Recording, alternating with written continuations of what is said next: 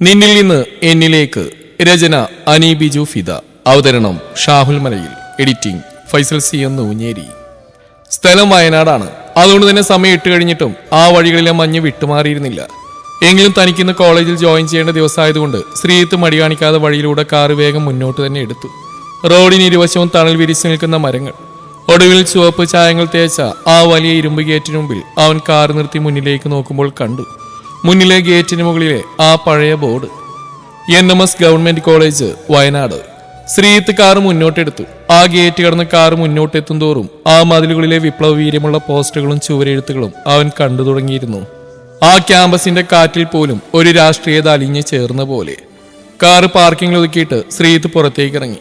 6 അടി ഉയരം, വെളുപ്പ് നിറം, വെട്ടിയൊതുക്കിയ മീശയും താടിയും, ബ്രൗൺ കളർ ഫോർമൽ ഷർട്ടും കറുത്ത പാന്റും വേഷം, അലസമായി സീകിയൊതുക്കിയ മുടിയിഴകൾ. ഒരു ഇംഗ്ലീഷ് അധ്യാപകന്റെ ഗൗരവ മുഖത്തുണ്ടെങ്കിലും ശാന്തമായ പ്രകൃതം. ഓഫീസിലെത്തി ജോയിൻ ചെയ്ത ശേഷം അവൻ നേരെ നടന്ന ഇംഗ്ലീഷ് ഡിപ്പാർട്ട്മെന്റിലേക്കാണ്. സ്റ്റാഫ് റൂമിലേക്ക് കയറുമ്പോൾ തന്നെ അവിടെ ഉണ്ടായിരുന്ന മറ്റ് അധ്യാപകർ അവനെ സന്തോഷത്തോടെ സ്വീകരിച്ചു. പുതിയ ഇംഗ്ലീഷ് ലെക്ചറാണല്ലേ, സ്വാഗതം. മലയാളം പ്രൊഫസറായ സുകുമാരൻ മാഷ് പുഞ്ചിരിയോടെ പറഞ്ഞു. അവിടെയുള്ള ഓരോരുത്തരും അവനെ പരിചയപ്പെട്ടു. റീനു മിസ്സും ഹിന്ദി തോമസ് സാറുമെല്ലാം വളരെ പെട്ടെന്ന് തന്നെ ശ്രീത്തുമായി സൗഹൃദത്തിലായി. സംസാരത്തിനിടയിൽ ശ്രീത്ത് തന്റെ ബാഗ് വെക്കാനായി ജനലിനോട് ചേർന്നുള്ള ഒഴിഞ്ഞ ചെയറിലേക്ക് നീങ്ങി. അവിടെ ഇരിക്കാൻ തുടങ്ങിയതും അപ്പുറത്തിരുന്ന നിത്യമിസ് പെട്ടെന്ന് വിളിച്ചു പറഞ്ഞു, അയ്യോ സർ, അവിടെ ഇരിക്കല്ലേ. ശ്രീത്ത് പകുതി കുനിഞ്ഞ നിലയിൽ സ്തംഭിച്ചു നിന്നു. എന്തെങ്കിലും പ്രശ്നമുണ്ടോ? അത് ഭവാനി മിസ്സിന്റെ സീറ്റാ. ഇനി സാർ അവിടെ എങ്ങാനും ഇരുന്നു എന്ന് അവരെ അറിഞ്ഞാ പിന്നെ അത് മതി അടുത്ത പുകിലിന്. സന്ധ്യ മിസ് താഴ്ന്ന സ്വരത്തിൽ പറഞ്ഞിരുത്തുമ്പോൾ സുകുമാരൻ മാഷ് അത് ഗൗരവത്തിൽ ശരിവെച്ചു.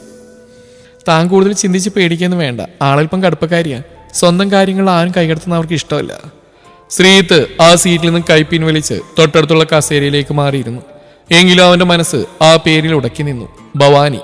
പേര് കൊള്ളാം. കേട്ടിട്ട് അല്പം പ്രായമുള്ളതാണെന്ന് തോന്നുന്നു. അതാവും ഈ സ്വഭാവം. കൂടുതലൊന്നും അതേക്കുറിച്ച് ചിന്തിക്കാതെ അവൻ മറ്റുള്ളവരോട് സംസാരിച്ചിരിക്കുമ്പോൾ അടുത്ത് അവർ തുടങ്ങാനുള്ള ബെല്ല് മുഴങ്ങി. അവനും ആ ഒരു ക്ലാസ് ഉണ്ടായിരുന്നു. ആ കോളേജിലെ തന്റെ ഫസ്റ്റ് ക്ലാസ്. അവൻ വേഗം അറ്റൻഡൻസ് രജിസ്റ്ററും എടുത്ത് സ്റ്റാഫ് റൂമിൽ നിന്നും പുറത്തേക്ക് ഇറങ്ങി. PG ബ്ലോക്കിലേക്കാണ് നടന്നത്. MA ഇംഗ്ലീഷ് അവസാന വർഷ ക്ലാസ്സിന് മുന്നിലെത്തിയ ശ്രീജിത്ത് നിന്നു. സാധാരണ PG ക്ലാസ്സുകൾ എന്നാൽ ബഹളവും തമാശകളും നിറഞ്ഞ ഇടമായിട്ടാണ് താൻ കണ്ടിട്ടുള്ളത്. എന്നാൽ അവിടെ ആകെ നിശബ്ദത. അവൻ പതിയെ ക്ലാസ്സിലേക്ക് നോക്കി. 6 അടി പൊക്കമുള്ള ക്ലാസ്സിലെ മുട്ടാളന്മാർ പോലും ഒന്നാം ബെഞ്ചിൽ കൈകെട്ടി അനുസരണയോടെ ഇരിക്കുന്നു. ആ നിശബ്ദതയുടെ കാരണം തേടി ശ്രീജിത്തിന്റെ കണ്ണുകൾ ക്ലാസ് ബോർഡിലേക്ക് നീണ്ടു. അവിടെ ഒരു യുവതി പുറംതിരിഞ്ഞു നിന്ന് ബോർഡിൽ എന്തോ എഴുതുന്നുണ്ട്. അവരുടെ അക്ഷരങ്ങൾക്ക് വല്ലാത്ത ഭംഗിയുണ്ടായിരുന്നു. മുട്ടോളം നീളമുള്ള ഇടതൂർന്ന മുടിയഴകൾ ഒതുക്കി കെട്ടിയിരിക്കുന്നു. നേർത്ത മഞ്ഞ നിറത്തിലുള്ള സാരിയാണ് അവിടെ വേഷം. ശ്രീത്ത് വാസിലേക്ക് നോക്കി. അവന്റെ സമയം തുടങ്ങിയിരിക്കുന്നു. അവൻ പതിയെ വാതിൽ മുട്ടി ശബ്ദമുണ്ടാക്കി. എക്സ്ക്യൂസ് മീ മിസ്, ഈ പീരീഡ് എന്റേതാണ്. അവൻ പറഞ്ഞു കേട്ടാൽ പതിയെ തിരിഞ്ഞു. കാഴ്ചയിൽ വല്ലാത്തൊരു ഭംഗിയുള്ള പെണ്ണ്, അല്ല ടീച്ചർ. കഷ്ടിച്ച് 26 27 വയസ്സ് മാത്രം പ്രായം തോന്നിക്കുന്ന ഒരുവൾ. അവൾ ശ്രീയത്തിന് അടിമുടിയെ നോക്കി. ആ നോട്ടം തന്നെ അളന്നാണെന്ന് അവന് മനസ്സിലായിരുന്നു. പുതിയ ലെക്ചറാണോ? അല്പം ഗൗരവത്തിൽ തന്നെ അവൾ ചോദിച്ചു. അതെ, ശ്രീത്ത്, ഇംഗ്ലീഷ് ഡിപ്പാർട്ട്മെന്റാ. അവൻ സ്വയം പരിചയപ്പെടുത്തി. അവളൊന്ന് മുകള് മാത്രം ചെയ്ത ശേഷം തിരിഞ്ഞൊന്ന് ബോർഡിൽ എഴുതിയ മായ്ക്കാൻ തുടങ്ങി.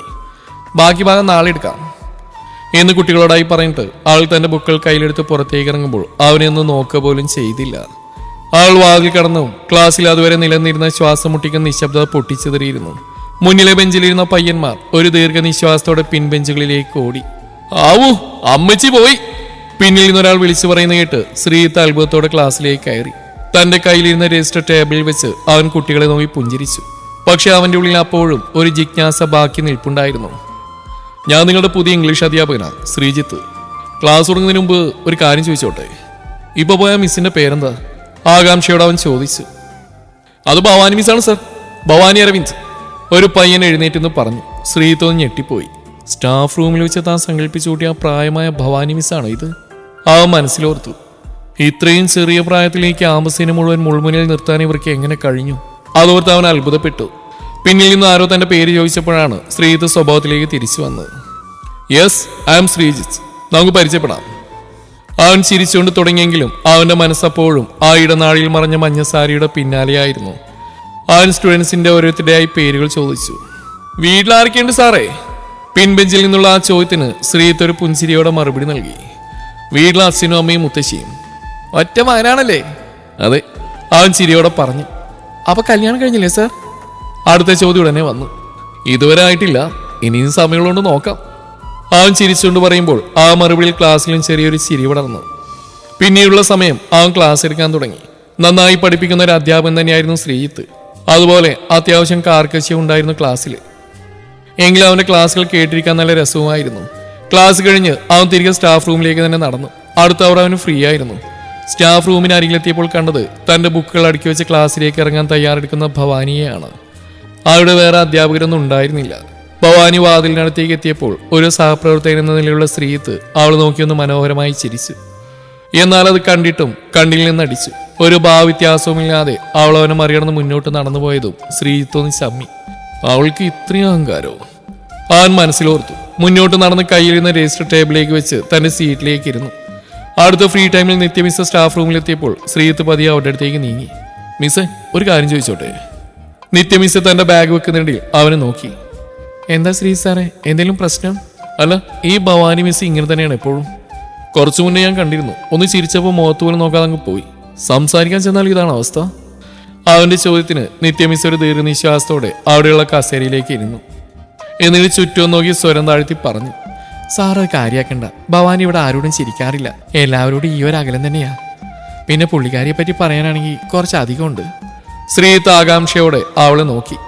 നമ്മുടെ വയനാട്ടിലെ പഴയൊരു പേരുകേട്ട രാഷ്ട്രീയ പ്രവർത്തകൻ ഉണ്ടായിരുന്നു, ഒരു കമ്മ്യൂണിസ്റ്റുകാരൻ, പേര് അരവിന്ദൻ. അയാളുടെ മകളാ ഈ ഭവാനി.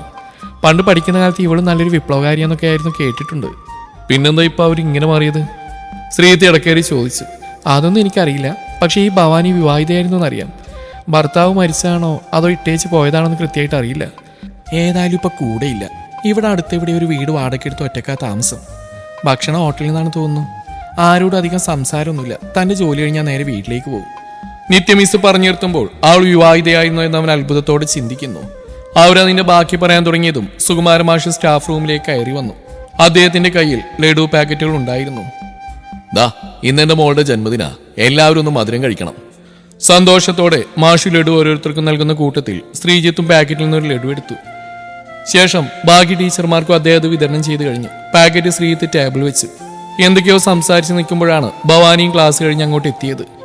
ലഡു കഴിപ്പും സംസാരം അവിടെ തകൃതിയായി നടക്കുന്നുണ്ടെങ്കിലും ഭവാനി അതൊന്നും ശ്രദ്ധിക്കാതെ തന്റെ സീറ്റിൽ നിന്ന് കയ്യിലെ ബുക്ക് നിവർത്തി മറ്റേതോ ലോകത്തിലെന്ന പോലെ ഇരുന്നു. അവളുടെ ആ ഇരിപ്പ് ശ്രീജിത്തിനെ വല്ലാതെ ആകർഷിച്ചു. ചുറ്റും ഇത്രയും പേർ ചിരിച്ച് സംസാരിക്കുമ്പോഴും എങ്ങനെയാണ് ഒരാൾക്ക് ഇത്രയും നിശബ്ദയാവാൻ കഴിയുന്നത്? ശ്രീജിത്ത് പതുക്കെ തന്റെ മുന്നിലിരുന്ന ലഡു പാക്കറ്റിൽ നിന്ന് ഒരെണ്ണം എടുത്ത് ഭവാനിക്ക് നേരെ നീട്ടി. മിസ് സുകുമാർ മാഷിന്റെ മോളുടെ ബർത്ത്ഡേ അന്ന്. ശ്രീജിത്തിന്റെ ശബ്ദം കേട്ട് ഭവാനി പതുക്കെ തലയുയർത്തി അവനെ നോക്കി. ആ നോട്ടൊരു നിമിഷം അവനെ തറപ്പിച്ച് കളഞ്ഞുപോകും. ശൂന്യമായ എന്നാൽ വല്ലാത്തൊരു തീക്ഷ്ണതയുള്ള നോട്ടം. ശ്രീജിത്ത് പാക്കറ്റ് ഒന്നുകൂടി അവൾക്ക് നേരെ നീട്ടി. സോറി, ഞാൻ മധുരം കഴിക്കില്ല. ഭവാനി ആ ലഡു വാങ്ങിയില്ലെന്ന് മാത്രമല്ല അല്പം പരിക്കമട്ടിൽ അങ്ങനെ പറഞ്ഞു അവനാകെ ചമ്മിപ്പോയിരുന്നു. സ്റ്റാഫ് റൂമിലുണ്ടായിരുന്ന മറ്റു അധ്യാപകരും അവനെ നോക്കുന്നവർ കണ്ടു. സുകുമാര മാഷ് അവനെ സമാധാനിപ്പിക്കാൻ ശ്രമിച്ചെങ്കിലും ശ്രീജിത്തിന്റെ ഉള്ളിൽ അത് വല്ലാത്തൊരു അസ്വസ്ഥതയായി മാറി. അടുത്ത അവർ അവന് ക്ലാസ് ഉണ്ടായിരുന്നു. അറ്റൻഡൻസ് രജിസ്റ്ററുമായി സ്റ്റാഫ് റൂമിൽ നിന്നിറങ്ങുന്ന കൂട്ടത്തിലും അവൻ അവളെ ഒന്ന് പാളി നോക്കിയിരുന്നു. അപ്പോഴും ഭവാനി പഴയതുപോലെ ജനാലക്കിലേക്ക് ചേർന്നിരുന്ന് കയ്യിലുള്ള ബുക്ക് വായിക്കുകയാണ്. പുറമേ പരിക്കനാണെങ്കിലും അവളുടെ ഉള്ളിൽ ഏതോ കനലെരിയുന്നുണ്ടെന്ന് അവന് തോന്നി. ആ വായന പോലും എന്തിൽ നിന്നോ ഉള്ള ഒളിച്ചോട്ടമാണെന്നൊരു തോന്നൽ. ഉച്ചക്ക് ഭക്ഷണം കഴിക്കുമ്പോഴും ആ കാഴ്ച ആവർത്തിച്ചു. എല്ലാവരും കൂട്ടം കൂടിയും തമാശകൾ പറഞ്ഞ് കഴിക്കുമ്പോൾ ഭവാനി മാത്രം ഒരു മൂലയിൽ തനിച്ചിരുന്ന് കഴിക്കുന്നു. വൈകുന്നേരം കോളേജ് സമയം അവസാനിച്ചപ്പോൾ ആരോടൊരു യാത്ര പോലും പറയാതെ ബാഗുമെടുത്ത് വേഗം കോളേജ് ബസ് ലക്ഷ്യമാക്കി നടന്നു നീങ്ങുന്ന അവളെ എന്തിനെന്നറിയാതെ അവൻ നോക്കി നിന്ന് പോയിരുന്നു. അന്ന് വൈകുന്നേരം വീട്ടിലെത്തുമ്പോഴും ശ്രീജിത്തിന്റെ മനസ്സിൽ അവൾ തന്നെയായിരുന്നു. എന്തോ ഒന്ന് തന്നെ അവളിലേക്ക് വലിച്ചടുപ്പിക്കും പോലെ അവന് തോന്നി. ആഴമുള്ള ആ നോട്ടം, വിഷാദം മറക്കാൻ അവൾ മുഖത്തണിഞ്ഞ ഗൗരവം. ആരാണവൾ? എന്തായിരിക്കും അവൾ ഇങ്ങനെ മാറാൻ കാരണം? അവളുടെ ഭർത്താവ് എവിടെയായിരിക്കും? 100,000 ചോദ്യങ്ങളുമായി ശ്രീജിത്ത് തന്റെ വീടിന്റെ വരാന്തയിലെ കസേരയിൽ വന്നിരുന്നു. സമയം പോകും തോറും മഞ്ഞ അന്തരീക്ഷത്തെ മൂടിത്തുടങ്ങി. പെട്ടെന്നാണ് അവന്റെ ഫോണിലേക്ക് ഒരു കോൾ വന്ന്. നോക്കുമ്പോൾ അമ്മയാണ്. താൻ ഇങ്ങോട്ടേക്ക് പോകുന്ന ശേഷമുള്ള അമ്മയുടെ ആദ്യത്തെ കോള്. അവൻ വേഗം ഫോൺ എടുത്തു. അമ്മ സ്നേഹത്തോടെ വിശേഷങ്ങൾ ചോദിച്ചു. അച്ഛനെവിടെ അമ്മേ? അവൻ തിരക്കി. അച്ഛൻ കിടന്നു പോനെ, അമ്മ പറഞ്ഞു. കുറച്ചു നേരം മറ്റു കാര്യങ്ങൾ എന്തൊക്കെയോ സംസാരിച്ചതിന് ശേഷം പതിയെ പറഞ്ഞു തുടങ്ങി. പിന്നെ ഇന്ന് ബ്രോക്കർ ഗോപി വന്നിരുന്നു. അത് കേട്ടവും ശ്രീജിത്തിന്റെ മുഖം കറുത്തു. അവന്റെ സ്വരത്തിൽ ദേഷ്യം പടർന്നു. അമ്മ ഇതൊക്കെ കൊണ്ടാണ് ഞാൻ നാട്ടിൽ നിന്ന് ട്രാൻസ്ഫർ ആയി ഇങ്ങോട്ടേക്ക് പോകുന്നത്. എന്നിട്ട് ഇവിടെ അമ്മ എനിക്ക് സമാധാനം തരില്ലേ? അങ്ങനെ പറയല്ലേടാ, ഈ ചിങ്ങത്തിൽ നിനക്ക് വയസ്സ് 33 ആവും. അമ്മയുടെ ശബ്ദത്തിൽ ആധിയായിരുന്നു. ആവട്ടെ, അതിനെന്താ? അത് നിസ്സാരമായി ചോദിച്ചു. ഇനി നിന്നാ മൂക്കിൽ പല്ലി വരും, അത്ര തന്നെ. അമ്മ ദേഷ്യത്തോടെ ഫോൺ കട്ട് ചെയ്തും അവന് ചിരി വന്നു. അവൻ അതേ പുഞ്ചിരിയോടെ ആ കസേരയിലേക്ക് വീണ്ടും ചാരി കിടക്കുമ്പോഴും ഭവാനി എന്ന ഓർമ്മ തന്നെയായിരുന്നു അവന്റെ മനസ്സിലേക്ക് വീണ്ടും ഓടിയെത്തിയതും. നഗരത്തിന്റെ തിരക്കുകളിൽ നിന്ന് അല്പം മാറിയുള്ള ഒരു ഇരുനില വീടിന്റെ മുകളിലത്തെ നിലയിൽ പേയിങ് ഗസ്റ്റ് ആയിട്ടാണ് ഭവാനി താമസിക്കുന്നത്. കഴിഞ്ഞ മാസം വരെയുള്ള ഒരു ഹോസ്റ്റലായിരുന്നു താമസം. എന്നാൽ അവിടുത്തെ ബഹളങ്ങളും രീതികളുമായി പൊരുത്തപ്പെടാൻ കഴിയാതെ വന്നപ്പോഴാണ് ശാന്തമായ ഒരു ഇടം തേടി ഇങ്ങനെ ഒരു വീട് കണ്ടെത്തി ഇങ്ങോട്ടേക്ക് മാറിയത്. താഴെ ഒരു അപ്പച്ചനും അമ്മച്ചിയും മാത്രമേ ഉള്ളൂ. അവരുടെ മക്കളൊക്കെ ഗൾഫിലാണ്. ഈ വലിയ വീട് വെറുതെ കിടക്കുന്നതുകൊണ്ടാണ് അവർ മുകളിലത്തെ നില വാടകയ്ക്ക് നൽകിയത്. എല്ലാവരോടും അകലം പാലിക്കുന്ന ഭവാനിക്ക് ഈ അപ്പച്ചനോടും അമ്മച്ചിയോടും മാത്രം ഒരു പ്രത്യേക സ്നേഹമുണ്ട്. അവരോട് സംസാരിക്കുമ്പോൾ മാത്രമാണ് അവരുടെ മുഖത്തൊരു പുഞ്ചിരി വിരിയാറുള്ളത്. രാത്രി ഭക്ഷണം ഉണ്ടാക്കാൻ മടി തോന്നിയുകൊണ്ട് ബ്രെഡ് കഴിച്ച് വിശപ്പടക്കിയിരിക്കുമ്പോഴാണ് അമ്മച്ചി വാതിൽ മുട്ടുന്ന കേൾക്കുന്നത്. അവൾ വേഗം ചെന്ന് വാതിൽ തുറന്നു. കയ്യിൽ അപ്പവും കറിയുമായി നിൽക്കുന്ന അമ്മച്ചിയെ കണ്ട് ഭവാനി അതിലേക്ക് നോക്കി. എന്താ അമ്മച്ചി ഇത്? ഈ നേരത്തെ നിന്നെ കഷ്ടപ്പെട്ട് ഇങ്ങോട്ട് വന്ന്? അവൾ ചോദിച്ചു. ഇന്ന് കുറച്ച് അപ്പവും ചിക്കൻ കറിയാ കൊച്ചേ. നിന്നെ അങ്ങോട്ട് വിളിച്ചാൽ നീ വരില്ലല്ലോ, അതാ നേരെ ഇങ്ങോട്ട് പോന്ന്. ദാ ഇതങ്ങോട്ട് പിടിക്കേ. അമ്മച്ചി അത് അവൾക്ക് നേരെ നീട്ടുമ്പോൾ അത് വാങ്ങിക്കാതിരിക്കാൻ കഴിഞ്ഞില്ല അവൾക്ക്. അമ്മച്ചി ഇരിക്കുന്നോ? നമുക്ക് കുറച്ച് വിശേഷങ്ങൾ പറയാം. അവൾ മുറിയിലേക്ക് ചൂണ്ടി ചോദിക്കുമ്പോൾ ഇപ്പൊ സമയമല്ലേ കൊച്ചേ, കുറച്ച് പണിയുണ്ട്, നമുക്ക് നാളെ സംസാരിക്കാം എന്ന് പറഞ്ഞ് അമ്മച്ചി താഴേക്ക് ഇറങ്ങിപ്പോയി. അമ്മച്ചി പോയതും ഒരു കനത്ത നെടിവീർപ്പോടെ ഭവാനി അകത്തേക്ക് കയറി വാതിലടച്ചു. കയ്യിലെ ഭക്ഷണം അവൾ മേശപ്പുറത്ത് കൊണ്ടുവച്ച് ഒന്ന് തുറന്നു നോക്കി. നല്ല മണമുള്ള ഭക്ഷണം. പക്ഷെ എത്ര ശ്രമിച്ചിട്ടും അവൾക്കൊന്നും കഴിക്കാൻ തോന്നിയില്ല. അവളുടെ കണ്ണുകൾ അതേ മേശയുടെ മറ്റേ അറ്റത്തിരുന്ന കവറിലേക്ക് നീണ്ടു. അതിലേക്ക് നോക്കുന്തോറും അവളുടെ ഉള്ളു പിടഞ്ഞുകൊണ്ടിരുന്നു. മനസ്സിന്റെ കോണിൽ ഇന്നും ആ ഓർമ്മകൾ ഒരു കുഞ്ഞു സ്വപ്നം പോലെ ശേഷിക്കുന്നു. എത്രയൊക്കെ വേദനിച്ചാലും ഇനി ഒരിക്കലും അയാളെ തന്റെ ജീവിതത്തിലേക്ക് തിരികെ സ്വീകരിക്കാൻ കഴിയില്ലെന്ന് അവൾക്ക് ഉറപ്പായിരുന്നു. ഒരു നെടുവീർപ്പോടെ അവൾ ആ കാർ വീണ്ടും കയ്യിലെടുത്തു. അതിലെ പേപ്പറിലേക്ക് ഒന്നുകൂടി നോക്കി. Divorce notice. 6 മാസമേ ഒരുമിച്ച് ജീവിച്ചുള്ളൂവെങ്കിലും 5 വർഷം നീണ്ട ഈ വിവാഹബന്ധം അവസാനിക്കാനുള്ള അവന്റെ ആവശ്യം ഉള്ളിൽ എവിടേക്കോ നീറ്റിലുണ്ടെങ്കിലും യാഥാർത്ഥ്യവുമായി അവൾ പൊരുത്തപ്പെട്ട് കഴിഞ്ഞിരുന്നു. കയ്യിലെ പേപ്പർ വീണ്ടും മടക്കി മേശയിലേക്ക് തന്നെ വെച്ച് അവൾ ആ കസേരയിലേക്ക് ചാരിക്കിടന്നു. ഓർമ്മകൾ എപ്പോഴൊക്കെയോ ഒന്ന് പിന്നിലേക്ക് സഞ്ചരിച്ചുവോ. ആവേശം അണപൊട്ടി ഒഴുകുന്ന കോളേജ് ക്യാമ്പസ്, കൊടികളും തോരണങ്ങളും മുദ്രാവാക്യങ്ങളും കൊണ്ട് നിറഞ്ഞ അന്തരീക്ഷം. അന്നത്തെ കോളേജ് ചെയർമാനായി മത്സരിക്കുമ്പോൾ വിജയം ഉറപ്പിച്ചിരുന്നായിരുന്നു. പക്ഷെ അവന് മുന്നിൽ കേവലം 4 വോട്ടുകൾക്ക് താൻ തോറ്റുപോകുമ്പോൾ അവനോടുള്ള വെറുപ്പായിരുന്നു മനസ്സിലും കണ്ണിലും അന്ന് എരിഞ്ഞത്. ആ വെറുപ്പെന്നാണ് പ്രണയമായി മാറിയതെന്നറിയില്ല. എന്നോ തളിർത്ത് പൂവിട്ട ആ പ്രണയം വിവാഹത്തിൽ വരെ എത്തിക്കുമ്പോഴും അവനെന്നും കൂടെ ഉണ്ടാവുമെന്ന് തന്നെയാണ് കരുതിയത്. രജിസ്റ്റർ ഓഫീസിൽ വെച്ച് വിരലിലെണ്ണാവുന്ന സുഹൃത്തുക്കളും അവന്റെ ചില പരിചയക്കാരും മാത്രം ഉൾപ്പെട്ട ഒരു കുഞ്ഞു വിവാഹം. അന്ന് അവൻ പോക്കറ്റിൽ നിന്ന് ആ താലി പുറത്തെടുത്തപ്പോൾ നിറഞ്ഞ മനസ്സോടെയാണ് അവന് മുന്നിൽ കഴുത്ത് നീട്ടിക്കൊടുത്തത്. ഒരിക്കലും ആ താലി അഴിഞ്ഞു വീഴല്ലേ എന്ന പ്രാർത്ഥനയോടെ. പക്ഷേ വിധിയായിരുന്നു തങ്ങൾക്കിടയിലെ വില്ലൻ. അവനയച്ച ലാസ്റ്റ് മെസ്സേജ്: സോറി ഭവാനി, എനിക്ക് പറ്റില്ല നിനക്കരിയിലേക്ക് ഇനി ഓടിയെത്താൻ. അതിനുള്ള കഴിവും ശേഷിയും എനിക്കില്ല. കൂടെയുള്ളവളെ ചതിക്കാനും എനിക്ക് പറ്റില്ല. നീ എന്നെ മറക്കണം. ആ വാക്കുകൾ ഓരോന്നായി തന്റെ ഹൃദയത്തിൽ തറച്ചു കയറിയപ്പോഴും കരയാതെ പിടിച്ചു നിൽക്കാനാണ് ശ്രമിച്ചത്. എത്ര നൊന്ത് കരഞ്ഞാലും ആരും ഓടിയെത്തില്ലെന്ന് അറിയുന്നുകൊണ്ടാവണം പിന്നീട് ഇങ്ങോട്ട് ഈ ഗൗരവത്തിന്റെ മുഖംമൂടി അണിഞ്ഞതും. ഇനിയുള്ള ജീവിതത്തിലും ഈ മുഖംമൂടി മാത്രമാണ് തന്റെ കൂട്ട്. അവളുടെ കൺകോണിലൂടെ കണ്ണുനീരിറ്റി വീണുകൊണ്ടിരുന്നു. ആരും അറിയാതെ, ആരും കാണാതെ അവൾ തന്റെ ഉള്ളിലെ ഭാരം അവിടെ ഇറക്കി വെക്കുകയായിരുന്നു. പിറ്റേന്ന് രാവിലെ കോളേജിലെത്തിയ ശ്രീത്ത് സ്റ്റാഫ് റൂമിലേക്ക് നടക്കുന്ന കൂട്ടത്തിൽ കോളേജിന്റെ നാളിൽ വെച്ച് ഭവാനിയെ കണ്ടിരുന്നു.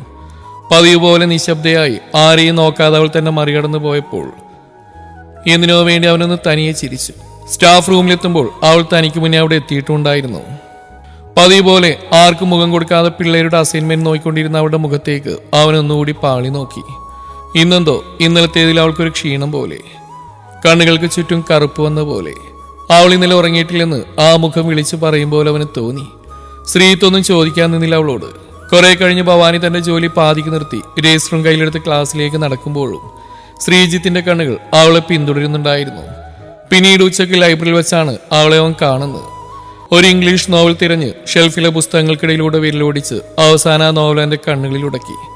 അതെടുക്കാനായി കൈ നീട്ടിയതും ഷെൽഫിന്റെ മറുവശത്തു നിന്നും മറ്റൊരു കൈ അതേ പുസ്തകത്തെ തന്നെ പിടിച്ചു. രണ്ടുപേരും ഒരു നിമിഷം സ്തംഭിച്ചു നിന്നു. ശ്രീജിത്ത് പെട്ടെന്ന് എന്റെ പിടിവിട്ടതും മറുവശത്തുനിന്ന് ഭവാനി പതിക്കെ തലയുയർത്തി ഇപ്പുറത്തേക്ക് നോക്കി. സാറായിരുന്നോ? അവനെ കണ്ടത് അവളുടെ ശബ്ദം നിർത്തൂ. ഈ ബുക്ക് സാറിന് വേണോ? വേണമെങ്കിൽ എടുത്തോളൂ. അവളത് അവന് നേരെ നീട്ടുമ്പോൾ ഇവൾക്ക് ഇങ്ങനെ ശാന്തമായി സംസാരിക്കാൻ അറിയുമെന്നായിരുന്നു അവൻ ചിന്തിച്ച്. വേണ്ട, ടീച്ചർ എടുത്തോളൂ, എനിക്ക് നിർബന്ധമൊന്നുമില്ല. ശ്രീജിത്ത് ഒരു പുഞ്ചിരിയോടെ പറഞ്ഞിരുത്തുമ്പോൾ ഭവാനിയുടെ ചുണ്ടുകളിൽ ഒരു കുഞ്ഞ് ചിരി വിരിഞ്ഞു. അങ്ങനെയൊന്നും ഈ 2 ദിവസത്തിനിടയിൽ അവൻ ആദ്യമായിട്ടാണ് കാണുന്നത്. എന്തോ അവളുടെ ആ ചിരിക്ക് വല്ലാത്തൊരു ഭംഗിയുണ്ടായിരുന്നു. എങ്കിലും അതിനിടയിൽ എന്തോ ഒന്ന് അവൾ ഒളിപ്പിക്കും പോലെ അവന് തോന്നി. പക്ഷെ ആ ചിരിക്ക് അധികം ആയുസ്സുണ്ടായിരുന്നില്ല. സെക്കൻഡുകൾക്കുള്ളിൽ അവൾ വീണ്ടും ഗൗരവത്തിലേക്ക് മടങ്ങി. അവനൊരു താങ്ക്സും പറഞ്ഞ് അവിടുന്ന് വേഗത്തിൽ നടന്നു നീങ്ങുമ്പോൾ അവൾ പോയ വഴിയെ നോക്കി ശ്രീജിത്ത് അവിടെ തന്നെ നിന്നു. അടുത്ത ദിവസം ശ്രീജിത്ത് കോളേജ് കയറ്റി അടക്കുമ്പോൾ തന്നെ അവിടെ അന്തരീക്ഷമായി കലുഷിതമായിരുന്നു. ഈ കഴിഞ്ഞ 2 ദിവസവും പതിവില്ലാത്ത മുദ്രാവാക്യങ്ങളോ ആക്രോശങ്ങളോ ഉയർന്നു കേട്ടുകൊണ്ടിരുന്നു.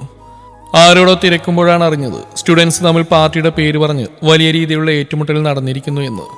ആരുടെയൊക്കെയോ ദേഹം മുറിഞ്ഞ് ഹോസ്പിറ്റലിൽ എത്തിച്ചു എന്ന വാർത്ത കാട്ടുതീ പോലെ പടർന്നു. കോളേജ് ആകെ ഇളകിമറിഞ്ഞൊരവസ്ഥ. പോലീസ് ജീപ്പുകൾ ഗേറ്റിന് പുറത്ത് വന്നു കഴിഞ്ഞു. സ്റ്റാഫ് റൂമിൽ അതിന്റെ കോളിളക്കം പ്രകടമായിരുന്നു. പിള്ളേർക്ക് ഭ്രാന്തി പിടിച്ചിരിക്കുന്ന സമയമായതുകൊണ്ട് ആരും ക്ലാസ്സുകളിലേക്ക് പോകാൻ ധൈര്യപ്പെടാതെ മടിച്ചു നിൽക്കുകയാണ്. ഇതൊന്നും തന്നെ ബാധിക്കുന്ന വിഷയമേ അല്ലെന്ന മട്ടിൽ ഭവാനി തന്റെ രജിസ്റ്റർ റൂം എടുത്ത് PG ബ്ലോക്കിലേക്ക് നടന്നു. ടീച്ചറെ, അങ്ങോട്ട് പോകണ്ട, അവിടെ അമ്മമാർക്ക് ഭ്രാന്തി പിടിച്ചിരിക്കുക. ആരോ വിളിച്ചു പറഞ്ഞെങ്കിലും ആളൊന്നും ചെവിക്കൊണ്ടില്ല. അവിടെ ആ പോക്ക് നോക്കി ശ്രീജിത്ത് നെടുവീർപ്പിട്ടു പോയിരുന്നു. ഭവാനി ക്ലാസ്സിലേക്ക് എത്തുമ്പോൾ വിദ്യാർത്ഥികളാകെ ബഹളത്തിലാണ്. ടീച്ചറെ, ഇന്ന് ക്ലാസ് എടുക്കാൻ പറ്റില്ല, കോളേജ് മൊത്തം പ്രശ്നമാണ്. ഒരു പയ്യൻ എഴുന്നേറ്റെന്ന് പറഞ്ഞെങ്കിലും അത് കേൾക്കാത്ത പോലെ അവൾ മുന്നോട്ട് നടന്നു. തന്റെ ബുക്കുകൾ ടേബിളിൽ വെച്ചു. നീയൊക്കെ പാർട്ടി പറഞ്ഞ് തമ്മിലടിക്കുന്നതിന് ഇതിലെ പഠിക്കാൻ വരുന്നവരെന്ത് വെച്ചു? ഇന്നെനിക്ക് എന്നത്തെയും പോലെ ഒരു സാധാരണ ദിവസം തന്നെയാണ്, അതുകൊണ്ട് ഞാൻ ക്ലാസ് എടുക്കും. അവളുടെ വാക്കിൽ ഉറപ്പ് കണ്ട് പെൺകുട്ടികൾ പതുക്കെ ബുക്കുകൾ എടുത്തു വെച്ചു. പക്ഷെ ആൺകുട്ടികൾ ഭൂരിഭാഗവും അവളെ ദഹിപ്പിക്കുന്ന പോലെ നോക്കി. അവർ ഓരോരുത്തരായി പുറത്തേക്ക് ഇറങ്ങാൻ തുടങ്ങി. പോകുന്ന കൊള്ളാം, പക്ഷെ ഇന്നത്തെ നോട്ട് നാളെ നിന്റെയൊക്കെ ബുക്കിൽ കണ്ടില്ലെങ്കിൽ. ഭവാനി പാതിയിൽ നിർത്തി. അവളുടെ ആ വിരട്ടൽ കേട്ട് ഒരുത്തൻ നിയന്ത്രണം വിട്ട് അവൾക്ക് തൊട്ടുമുമ്പിലുണ്ടായിരുന്ന ബെഞ്ച് ആഞ്ഞു വലിച്ചെറിഞ്ഞു.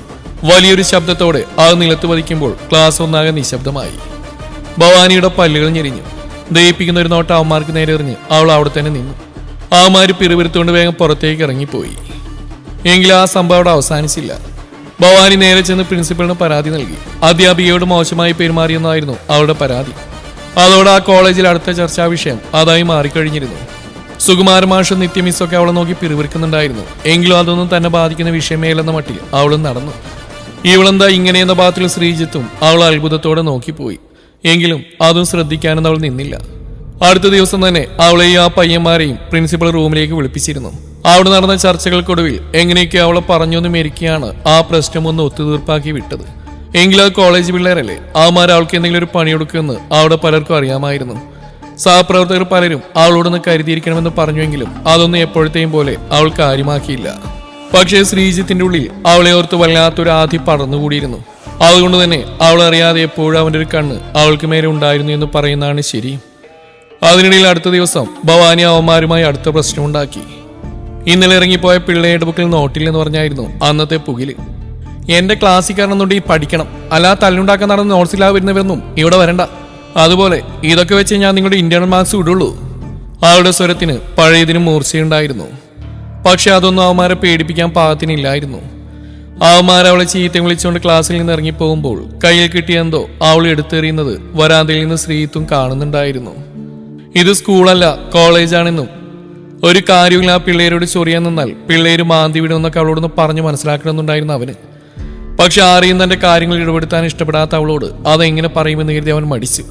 അന്ന് വൈകുന്നേരം ടീച്ചേഴ്സിന്റെ ഒരു മീറ്റിങ്ങുകളുകൊണ്ട് അവൾക്ക് കോളേജ് ബസ്സിൽ പോകാൻ കഴിഞ്ഞില്ല. വാഹനങ്ങളിൽ പോകുന്ന പല അധ്യാപകരും അവളെ ടൗണിലാക്കാമെന്ന് പറഞ്ഞതുമാണ്. അതൊന്നും വേണ്ട എന്ന് പറഞ്ഞ് അടുത്തുള്ള ബസ് സ്റ്റോപ്പിലേക്ക് അവൾ നടക്കുമ്പോൾ സമയം 5:30 ആയി കഴിഞ്ഞിരുന്നു.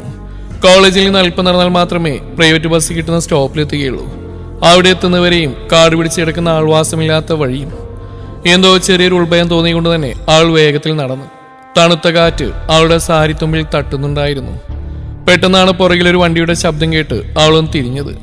ഒരു പഴയ ജീപ്പ് അവൾക്ക് പിന്നാലെ വന്നു നിന്നു. പെട്ടെന്ന് ഭവാനി ഒന്ന് സ്തംഭിച്ചു പോയി. എങ്കിലും അവൾ മുന്നോട്ട് വേഗത്തിൽ നടക്കാൻ തുടങ്ങി. പക്ഷേ ജീപ്പിൽ നിന്ന് കുറച്ച് തടിമാടന്മാർ പുറത്തേക്ക് ഇറങ്ങി. അവൾക്ക് പിറകെ ചെന്നും അവൾ വിറച്ചു. എന്താ ടീച്ചറെ, ബസ് പോയോ? ഞങ്ങളും അങ്ങോട്ടാ, വരുന്നോ? അവരിലൊരുത്തൻ അവളോട് വിളിച്ചു ചോദിക്കുമ്പോൾ ഭയത്തോടെ അവൾ ചുറ്റിലും നോക്കി. സഹായത്തിന് ആരുമില്ല. അവൾ ഓടിയെങ്കിലും അവന്മാരോടി അവൾക്ക് മുമ്പിലെത്തി. അതിലൊരുത്തൻ അവളുടെ കയ്യിൽ ബലമായി പിടുത്തമിട്ടതും പെട്ടെന്നാണ് ആരോ അവനെ അടിച്ചു വീഴ്ത്തിയത്. പരിഭ്രമത്തോടെ ഭവാനി തന്റെ ആ രക്ഷകനെ നോക്കിയതും ഒരു നിമിഷം അവൾ പതറി നിന്നുപോയി. ശ്രീ സാർ. പതിവ് ശാന്തതയായിരുന്നില്ല ആ സമയം അവന്റെ മുഖത്ത് അവൾ കണ്ടത്. മറിച്ച് ഒരു തന്നെ രൗദ്രഭാവമായിരുന്നു. കയ്യിലുണ്ടായിരുന്ന കാറിന്റെ കീ മുറുക്കി പിടിച്ച് അവൻ അവന്മാർക്ക് നേരെ നിന്നു. ഭവാനി തളർച്ചയോടെ അവന് പുറകിലേക്ക് മറിഞ്ഞെന്നും ശ്രീത്തിനെ കണ്ട് മറ്റോമാരൊന്നും പിന്നോട്ട് ഓടി.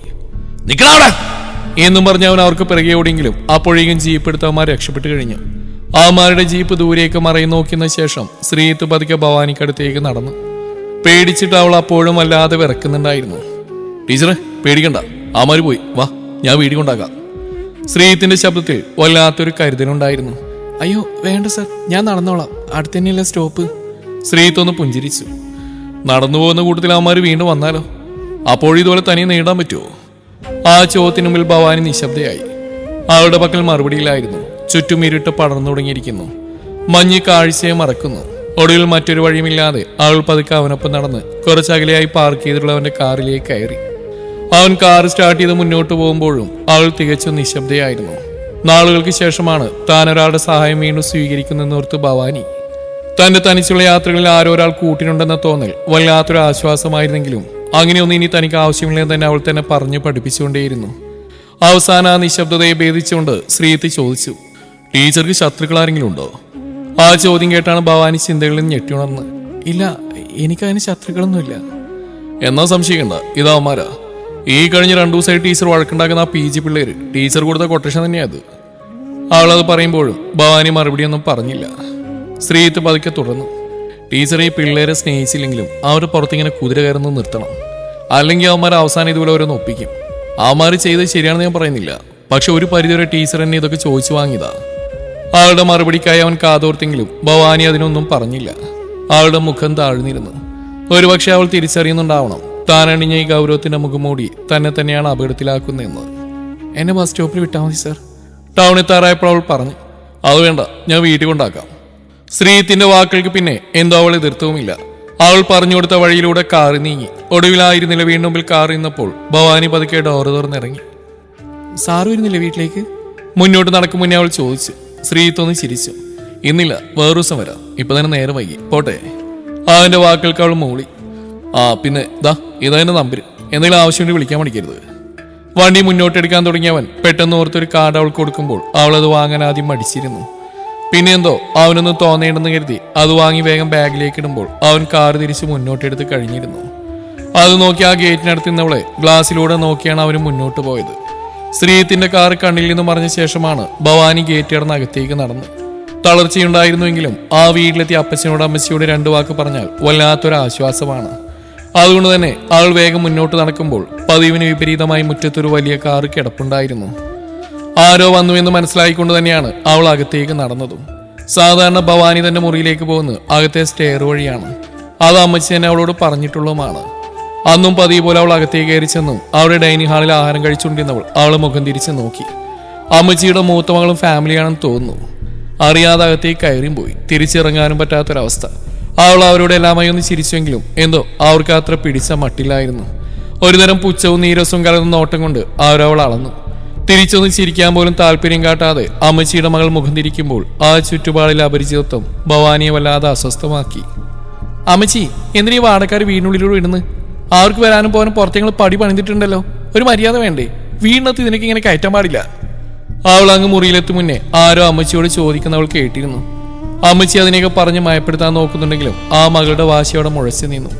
അത് കേൾക്കാത്ത മട്ടിൽ അവൾ തന്നെ മുറിയിൽ കയറി കഥകടച്ചു. ആ ഇരുട്ടിൽ വീണ്ടും അവൾ തനിച്ചായി. സ്നേഹമില്ലാത്ത വാക്കുകൾക്ക് എത്ര മൂർച്ചയുണ്ടെന്ന് അവൾ ഒരിക്കൽ കൂടി അറിഞ്ഞു. പുറത്ത് മഞ്ഞ് പെയ്യാൻ തുടങ്ങിയിരുന്നു. തണുപ്പ് ജനാലയിലൂടെ അകത്തേക്ക് അടിച്ചു കയറി. ഒന്ന് കുളിച്ചു. ഒന്നും കഴിക്കാൻ തോന്നിയില്ല അവൾക്ക്. പതിവ് പോലെ ലൈറ്റെല്ലാം ഓഫ് ചെയ്ത് കിടന്നവൾ ഉറക്കം അവൾ എപ്പോഴോ തലോടി തുടങ്ങിയതും ആ പഴയ ഓർമ്മകൾ കനലായി അവളെ വേദനിപ്പിച്ചു തുടങ്ങി. കൺകോണിലൂടെ ഒലിച്ചിറങ്ങുന്ന കണ്ണുനീനെ തുടച്ചു മാറ്റാൻ പോലും ശ്രമിക്കാതെ തനിക്ക് കൂട്ടായ ആ ഓർമ്മകളെ താരൊലിച്ച് അവൾ ഉറങ്ങി. അടുത്ത ദിവസം ശ്രീത്ത് കോളേജിലെത്തുന്നതിന് മുന്നേ ഭവാനി കോളേജിൽ എത്തിയിട്ടുണ്ടായിരുന്നു. അവൻ സ്റ്റാഫ് റൂമിലെത്തുമ്പോൾ കണ്ടത് പതിവ് സീറ്റിൽ നിന്ന് എന്തോ എഴുതുന്ന അവളെയാണ്. പക്ഷെ പതിവിന് വിപരീതമായി അന്ന് അവൻ അകത്തേക്ക് കയറിയതും അവൾ അവനെ ഒന്ന് മുഖമുയർത്തി നോക്കി ചിരിച്ചു. കഷ്ടിച്ച് ഒരു നിമിഷം മാത്രം നീണ്ടുന്ന ആ ചിരി അവിടെ ഉണ്ടായിരുന്ന പലരെയും അത്ഭുതപ്പെടുത്തി. ശ്രീത്തു അവളോടൊന്ന് ചിരിച്ചുകൊണ്ട് തന്റെ സീറ്റിലേക്കിരുന്നു. ക്ലാസ്സിലേക്ക് പോകാനുള്ള ബെല്ലുകൾ മുഴങ്ങി. ഭവാനി പതിയെ പോലെ രജിസ്റ്റർ റൂം എടുത്ത് PG ബ്ലോക്കിലേക്കാണ് നടന്നത്. അവിടുത്തെ ആരെയും ശ്രദ്ധിക്കാതെ ക്ലാസ് തുടങ്ങാൻ ഒരുങ്ങിയതും ആ കൂട്ടത്തിലെ 3-4 പയ്യന്മാർ എഴുന്നേറ്റ് അവളുടെ അടുത്തേക്ക് നടന്നു. എന്തെങ്കിലും പുതിയ പ്രശ്നം ഉണ്ടാക്കാനാണോ ആ വരവെന്ന അമ്പരപ്പോടെ അവൾ അവരെ നോക്കിയതും അവന്മാർ അവൾക്ക് മുമ്പിലെത്തി മുഖം താഴ്ത്തി നിന്നു. സോറി മിസ്, കഴിഞ്ഞ ദിവസം ആ വഴിയിൽ വെച്ച് നടന്ന് ഞങ്ങളുടെ പ്ലാനിങ് ആണ്. മിസ് ക്ഷമിക്കണം. അവന്മാർ പറഞ്ഞ് വിശ്വസിക്കാനാവാതെ ഭവാനി ഒരു നിമിഷം സ്തംഭിച്ച് നിന്നുപോയി. എങ്കിലും അടുത്ത നിമിഷം കയ്യിലെ ചോക്കെടുത്ത് നിലത്തേക്ക് എറിഞ്ഞ് വേഗം പുറത്തേക്ക് ഇറങ്ങുമ്പോൾ ആ പിള്ളയുടെ മുഖം വല്ലാത്തൊരു ഭയം വന്ന് മൂടിയിരുന്നു. പ്രിൻസിപ്പൽ റൂമായിരുന്നു അവളുടെ ലക്ഷ്യം. വല്ലാത്തൊരു വാശിയോടെ അവൾ ഇടനാഴിയിലൂടെ മുന്നോട്ട് നടക്കുമ്പോൾ പെട്ടെന്നാണ് ശ്രീത്ത് അവൾക്ക് പുറകെ ഓടി വന്ന് അവൾക്ക് മുമ്പിൽ തടസ്സമായി നിന്നത്. ടീച്ചർ ഇതെങ്ങോട്ടേ ഓടുന്നു? പ്രിൻസിപ്പലിനെ കാണാൻ കിതപ്പോടെ അവൾ പറയുമ്പോൾ ശ്രീത്ത് അവളുടെ കണ്ണുകളിലേക്ക് തന്നെ നോക്കി. ടീച്ചറെ അവർ പിള്ളേരാണ്, ഇനി ഒരുപാട് ദൂരം മുന്നോട്ട് പോകേണ്ടവരാ. ചോരത്തിളപ്പിൽ കാണിച്ച ഒരു തെറ്റാണത്. ഞാൻ ചോദിച്ചപ്പോൾ അവരെ സമ്മതിച്ചു. ചെയ്ത് തെറ്റാണെന്ന് ബോധ്യപ്പെടുമ്പോൾ ടീച്ചറോട് ഒന്ന് മാപ്പ് പറയാൻ തയ്യാറായവരെ ഇനിയും ക്രൂശിക്കാനാണ് ടീച്ചർ പോകുന്നത്. ടീച്ചറുടെ വാശി ജയിക്കാൻ വേണ്ടി ആ പിള്ളേരുടെ ജീവിതം കളയാനാണ് തീരുമാനമെങ്കിൽ ആയിക്കോ. അതല്ലെങ്കിൽ ആ പഴയ പകയൊക്കെ മാറ്റിവെച്ച് ക്ലാസ്സിലേക്ക് തിരികെ പോകും. ശ്രീത്തിന്റെ ആ വാക്കുകൾ ഒരു മന്ത്രം പോലെ അവളുടെ ഉള്ളിൽ തറച്ച്. അതുവരെ ഉറഞ്ഞുതുള്ളി ആവേശമെല്ലാം ആറി തണുക്കും പോലെ അവനെയൊന്ന് നോക്കി അവൾ. ശേഷം ഒന്നും മിണ്ടാതെ അവൾ തിരിഞ്ഞ് നടന്നെടുക്കുമ്പോൾ ശ്രീത്ത് അവളെ നോക്കിയ നെടുവീർപ്പെട്ടു. ഭവാനി അവിടെ നിന്ന് നേരെ പോയത് സ്റ്റാഫ് റൂമിലേക്ക് തന്നെയായിരുന്നു. തന്റെ സീറ്റിലെത്തി അവൾ ഡെസ്കിൽ തലയാഴ്ച കിടന്നു. കണ്ണുകൾ എന്തിനെന്ന് പോലും അറിയാതെ നിറഞ്ഞു തുളുമ്പുന്നുണ്ടായിരുന്നു. മിസ്, പെട്ടെന്ന് ആരോ വിളിക്കുന്നിട്ട് അവൾ വേഗം കണ്ണുകൾ തുടച്ച് മുഖമുയർത്തി. അതാ പയ്യന്മാരായിരുന്നു. ഇനി അങ്ങനെയൊന്നും ഞങ്ങളുടെ ഭാഗത്തുനിന്നുണ്ടാവില്ല. Sorry miss, really sorry. കുറ്റബോധം നിറഞ്ഞ ആ വാക്കുകൾക്ക് മുന്നിൽ അത്തവണ അവൾ ദേഷ്യപ്പെട്ടില്ല. അവളുടെ ആത്മാർത്ഥത അവൾ തിരിച്ചറിഞ്ഞിരിക്കണം. അല്പനേരം അവരെ നോക്കിയ ശേഷം അവൾ പതുക്കിയെന്ന് മൂളി. നിങ്ങൾ പോയിക്കോ, ഞാൻ അങ്ങോട്ട് വന്നേക്കാം. അവര് പോയതും അവൾ വാഷ്റൂമിലേക്ക് നടന്നു. മുഖം കഴുകി കണ്ണാടിയിലേക്ക് നോക്കുമ്പോൾ തന്റെ ഉള്ളിലെ ഭാരം എവിടെയോ കുറഞ്ഞു വരും പോലെ ഒരു തോന്നൽ. ഒരു നെടുവീർപ്പോടെ അവൾ തിരിച്ച് ക്ലാസ്സിലേക്ക് നടക്കുമ്പോൾ അവൾ കാണാതെ അവളെ നോക്കി പുഞ്ചിരിക്കുന്നുണ്ടായിരുന്നു അവനും. അന്ന് കോളേജിൽ ഭവാനിക്ക് പതിവിൽ വിപരീതമായൊരു ദിവസമായിരുന്നു. സ്റ്റുഡൻസിനോടൊക്കെ പതിവില്ലാതെ സംസാരിച്ചുവെങ്കിലും എപ്പോഴും ആർക്കും മുഖം കൊടുക്കാൻ ഒരു മടിയായിരുന്നു അവൾക്ക്. എങ്കിലും ഉള്ളിലെ തിരമാലകൾ എവിടെയോ ഒന്ന് ശാന്തമായതുപോലെ. ഒരുപക്ഷെ വർഷങ്ങൾക്ക് ശേഷം തന്റെ മനസ്സിനെ ആരെങ്കിലും ഒന്ന് തൊട്ടറിഞ്ഞുകൊണ്ടാവണം ആ മാറ്റം. വൈകുന്നേരം കോളേജ് വിട്ടിറങ്ങുമ്പോൾ ശ്രീത്തിനെ നോക്കി അവളൊന്ന് പുഞ്ചിരിച്ചു. ആ ചിരിയിൽ ഒരു നന്ദി യാത്ര പറച്ചിലൊക്കെ ഉണ്ടായിരുന്നു.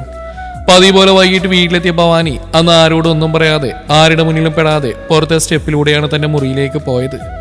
താഴെ ആരുടെയൊക്കെയോ ചിരിയും പാട്ടുമൊക്കെ കേൾക്കാം. അവർ വലിയ സന്തോഷത്തിലാണ്. താൻ കാരണം ഇനി ആ സന്തോഷം കെട്ടുപോകണ്ടെന്ന് കരുതി അന്ന് നേരത്തെ വാതിലും പൂട്ടി കിടക്കുകയും ചെയ്തു അവൾ. പിറ്റേന്ന് രാവിലെ കോളേജിലേക്ക് ഇറങ്ങാൻ ഒരുങ്ങുമ്പോൾ ഭവാനി ജനാലയിലൂടെ കണ്ടു അമ്മച്ചിയും അപ്പച്ചിനെയും കൂട്ടി മകളെങ്ങോട്ടോ പോകുന്നത്. കൂടുതൽ അതേക്കുറിച്ചൊന്നും ചിന്തിക്കാൻ നിൽക്കാതെ അവൾ വേഗം റെഡിയായി. മുറിയും പൂട്ടി താഴേക്കുള്ള സ്റ്റെപ്പുകൾ പതുക്കെ ഇറങ്ങി വരുമ്പോഴാണ് അയാളെ അവൾ കണ്ടത്. അമ്മച്ചിയുടെ മകളുടെ ഭർത്താവ്. അയാൾ ആ സ്റ്റെപ്പുകൾക്ക് താഴെ നിന്ന് സിഗരറ്റ് വലിക്കുകയാണ്. ഭവാനി അയാളെ നോക്കി വേഗത്തിൽ താഴേക്ക് നടന്നു. പോവാൻ ശ്രമിച്ചതും അവളൊന്ന് തിരിഞ്ഞു നോക്കി. അവളെ കണ്ടതും ചുണ്ടിലൊരു വഷളഞ്ചേരി സ്ഥാനം പിടിച്ച് അവൾ അറിഞ്ഞു.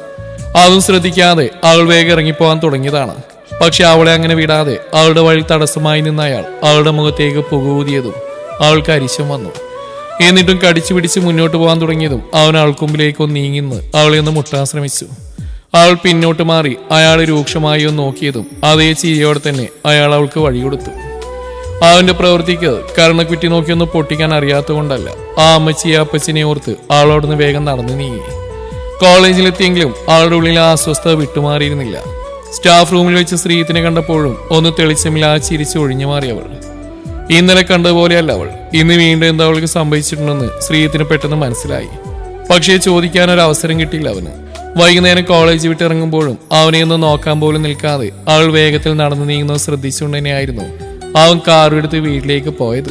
കോളേജിൽ നിന്ന് ഭവാനി വീട്ടിലെത്തുമ്പോൾ രാവിലത്തെ പോലെ തന്നെ ആ മുറ്റം അപ്പോഴും ശൂന്യമായിരുന്നു. രാവിലെ പോയ അമ്മച്ചിയും അപ്പച്ചനും മകളുമൊന്നും തിരിച്ചെത്തിയിട്ടില്ലെന്നും ആ കാമഭ്രാന്ത് അവിടെ ഇല്ലെന്നും ആ അടഞ്ഞു കിടന്ന വീട് നോക്കി അവൾ മനസ്സിലാക്കിയൊന്ന് ആശ്വാസപ്പെട്ടു.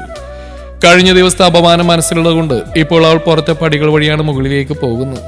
വേഗം നടന്ന് മുറിയിലെത്തി ആ വാതിലടച്ച ശ്വാസം ഒന്ന് നേരെ വിട്ട് നേരെ അവൾ കസേരയിലേക്ക് തളർന്നിരുന്നു.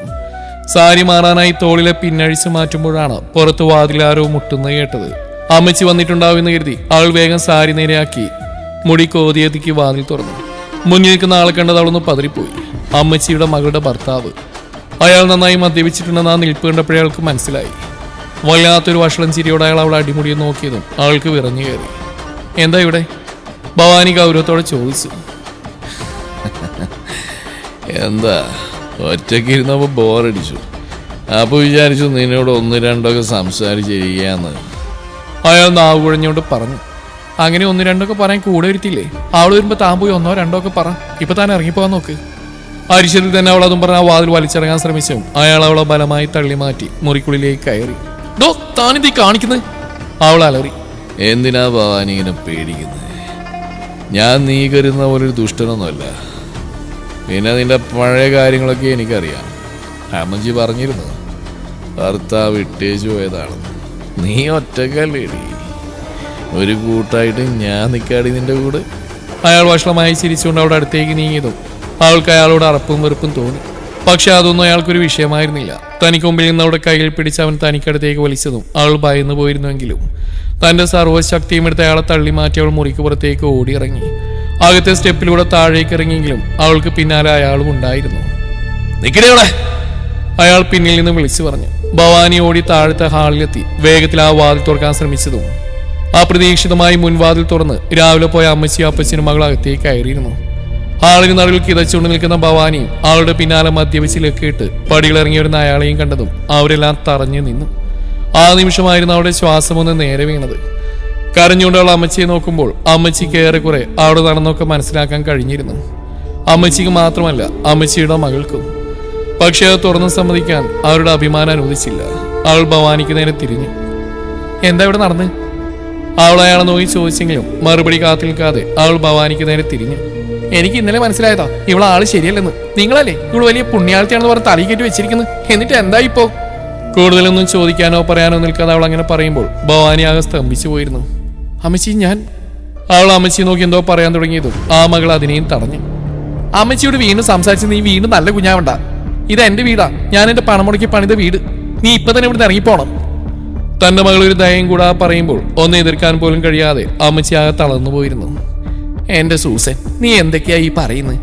ഈ കൊച്ചാത്തിന് എന്ത് ചെയ്തു എന്നാ? നിന്റെ പെന്നിയുടെ സ്വഭാവം നീ എനിക്ക് പറഞ്ഞുതരാൻ വരരുത്. അതുകൊണ്ട് നീ ആദ്യം അവന് കാര്യങ്ങളൊന്ന് പറഞ്ഞു മനസ്സിലാക്കി നേരെയാക്കാൻ നോക്ക്. അമ്മച്ചി പറഞ്ഞിരുത്തുമ്പോഴും അവൾക്ക് യാതൊരു കുലുക്കവും ഇല്ലായിരുന്നു. ഓ, അല്ലെങ്കിൽ അമ്മച്ചിക്ക് എന്റെ ഭർത്താവിന് ഇഷ്ടമല്ലല്ലോ. അമ്മച്ചി ഇതല്ല, ഇതിനപ്പുറം എന്റെ ഡെന്നി അപമാനിക്കാനായിട്ട് പറയും. ആയിക്കോ, എനിക്ക് അതിലൊന്നുമില്ല. പക്ഷെ ഇവളിപ്പോ ഇവിടുന്ന് ഇറങ്ങണം. സൂസൻ കട്ടായി നിന്നു. അമ്മച്ചി തളർന്നു. മോളെ, ഈ രാത്രി അവളെ എങ്ങോട്ട് പോകും? നാളെ രാവിലെ ഒന്ന് ആയിക്കോട്ടെ. നമുക്ക് ഇതിലൊരു പരിഹാരം ഉണ്ടാക്കാം. അമ്മച്ചി ശാന്തമായി പറഞ്ഞു. മകൾ ചീറിയെടുത്തു. ഒരു വിട്ടുവീഴ്ചയില്ല. എന്റെ വീട്ടിൽ താമസിച്ച എന്റെ ഭർത്താവിനെ കയറി പിടിക്കാൻ ശ്രമിച്ച ഇവളെ ഇനി ഒരു നിമിഷം ഞാൻ ഇവിടെ നിർത്തില്ല. അതല്ല, ഇവിടെ ഈ രാത്രി ഇവിടുന്ന് പോകുന്നതിൽ അമ്മച്ചിക്ക് എന്തെങ്കിലും സങ്കടം ഉണ്ടെങ്കിൽ അമ്മച്ചി പോയിക്കോ ഇവൾക്കൊപ്പം. ആ മകളുടെ സ്വന്തം അമ്മയുടെ വാക്കുകൾ കേട്ടതും ഭവാനിയുടെ ഉള്ളിലെ നിയന്ത്രണം വിട്ടു. ഇപ്പോൾ താൻ അനുഭവിക്കുന്ന അപമാനവും വേദനയും ഒരു ഭ്രാന്ത് പോലെ അവളുടെ ഉള്ളിൽ പടർന്നു. അവൾ ആ മകൾക്ക് നേരെ വിരൽ ചൂണ്ടി ഉറച്ച സ്വരത്തിൽ പറഞ്ഞു. നിർത്തടി നിന്റെ പ്രസംഗം. നിന്റെ ഈ കാമഭ്രാന്ത് പിടിച്ച ഭർത്താവുള്ള വീട്ടില് അല്ലെങ്കിൽ ഞാൻ ഇനി നിൽക്കില്ല. പോകാൻ തന്നെ തീരുമാനം. പിന്നെ ഇവന് കാമം തലക്ക് പിടിച്ച് ഭ്രാന്തായതാണെങ്കിലേ എവിടെയെങ്കിലും പിടിച്ച് കെട്ടിയിട്. അല്ലെങ്കിൽ ചിലപ്പോൾ ഇവനെ ആരെങ്കിലും തല്ലിക്കൊല്ലും. അവളത് പറഞ്ഞ് സൂസന്റെ ഭർത്താവിനെ നോക്കിക്കൂടിയായിരുന്നു. അവളെ കിട്ടാത്തതിന്റെ അരിശവും അവളെ പിടിക്കാൻ ശ്രമിച്ച് മറ്റുള്ളവരറിഞ്ഞ നാണക്കേടും കാരണം അവൻ മുഖം താഴ്ത്തി കളഞ്ഞു. പിന്നെ നിന്നോട് ഈ നിൽക്കുന്ന മനുഷ്യരുടെ വിയർപ്പാടി നിന്റെ ഈ തടിയും ജോലിയൊക്കെ അത് മറന്ന് നീ ഇന്ന് ചലിച്ചില്ലേ? നാളെ നിന്റെ മക്കൾ നിന്നോട് ഇങ്ങനെ പറയാതിരിക്കാൻ പ്രാർത്ഥിച്ചോ? അവളുടെ വാക്കുകൾക്ക് സൂസൻ ചുണ്ടുകൊട്ടുമ്പോൾ ഭവാനി അമ്മച്ചിക്കടുത്തേക്ക് നടന്നു. അവരുടെ കണ്ണുകൾ നിറഞ്ഞിരുന്നു. അമ്മച്ചി, ഞാൻ പോവാ. ഇവിടെ ഒരു നിമിഷം നിൽക്കാൻ എനിക്ക് പറ്റില്ല. അമ്മച്ചി അവളുടെ കൈകൾ പിടിച്ചു. ഈ രാത്രി നീ എങ്ങോട്ട് പോകും മോളെ? എവിടെ പോയി നിൽക്കും? ഭവാനി തന്റെ കണ്ണീർ തുടച്ചു. എനിക്കൊരു സുഹൃത്തുണ്ട് അമ്മച്ചി, അവിടെ നിന്നോളാം. അവളുടെ വാക്കുകൾ ആ അമ്മച്ചി വിശ്വസിച്ചുകൊണ്ടാവണം അതിന് സമ്മതം മൂളിയത്. അവൾ അമ്മച്ചിയുടെ കൈവിട്ട് പടികൾ കയറി മുകളിലേക്ക് പോയി. മുറിയിലെത്തി വാതിലടച്ച് അലമാരയിൽ നിന്ന് വേഗം ബാഗ് എടുത്ത് തന്റെ സാധനങ്ങൾ വേഗത്തിൽ അതിലേക്ക് പെറുക്കി വെച്ചുകൊണ്ടിരുന്നു. എത്രയും വേഗം ആ വീട്ടിൽ നിന്ന് രക്ഷപ്പെടണമെന്ന ചിന്ത മാത്രമായിരുന്നു അവളുടെ മനസ്സിൽ. ഭവാനി പാക്ക് ചെയ്ത് തീർന്നു. അമ്മച്ചി വാതിൽ മുട്ടുന്ന ശബ്ദം കേട്ടു. അവൾ വേഗം ആ വാതിൽ തുറന്നു. അമ്മച്ചി കിതച്ചുകൊണ്ട് മുറിക്കുള്ളിലേക്ക് കയറി തന്നെ തളർന്ന ആ കൈകൾ കൊണ്ട് ഭവാനിയുടെ കൈകൾ മുറുകെ പിടിച്ചു. മോളെ, നീ എന്നോട് ക്ഷമിക്കണം. അമ്മച്ചിയുടെ ശബ്ദമിളറി. ഭവാനി ആ കൈകളിൽ അമർത്തി പിടിച്ചു. സാറിന് അമ്മച്ചിക്ക് എന്നുള്ള സ്നേഹം എനിക്കറിയാം. ഞാൻ ഇനി ഇവിടെ നിന്നാ അത് നിങ്ങളുടെ കുടുംബത്തിന്റെ സമാധാനം കളയും. അതുകൊണ്ട് ഞാൻ പോവാ. അമ്മച്ചിയെ ആശ്വസിപ്പിച്ച് അവൾ ആ വീടിന്റെ പടിയിറങ്ങുമ്പോൾ നിറഞ്ഞ കണ്ണുകളോട് അവൾ നോക്കി നിൽക്കാനേ അവർക്കായുള്ളൂ.